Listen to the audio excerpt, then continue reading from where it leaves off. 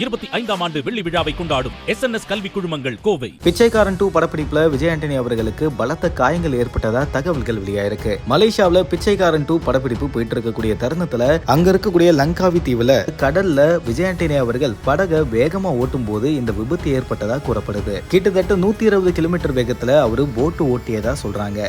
இந்த விபத்துல விஜய் ஆண்டனி அவர்களுக்கு முகத்துல பலத்த காயங்கள் ஏற்பட்டு வாய்ப்பகுதியில சேதமானதாகவும் கூறப்படுது. விபத்து நடந்த பிறகு சுயநினைவு இல்லாம தண்ணீர்ல மிதக்கக்கூடிய வகையில விஜய் ஆண்டனி அவர்கள் இருந்ததாகவும் அவர் மீட்டு ஹாஸ்பிட்டலுக்கு உடனே கொண்டு போனதாகவும் சொல்றாங்க. பின்னர் விஜய் ஆண்டனி அவர்களுக்கு தீவிரமான சிகிச்சை வழங்கப்பட்டிருக்கு. இப்போ அவருக்கு வாய்ப்பகுதியில அறுவை சிகிச்சை மேற்கொள்ள வேண்டும்னு டாக்டர் அறிவுறுத்தியதாகவும் சொல்றாங்க. இந்த தருணத்துல விஜய் ஆண்டனி அவர்கள் சென்னைக்கு வந்த பிறகு அவர் ஆபரேஷனை மேற்கொள்ள இருக்கிறதா தகவல்கள் வெளியாயிருக்கு. லங்காவி தீவுல இருந்து கோலாலம்பூர் வந்து அங்கிருந்து அவர் இரவு விமானத்துல சென்னை வரதா தகவல்கள் வெளியாயிருக்கு. இதனிடையே விஜய் ஆண்டனி அவர்களுக்கு படப்பிடிப்பின் போது விபத்து ஏற்பட்டிருக்கின்ற செய்தி இணையத்துல வைரலா பேசும் பொருளா இருக்கு.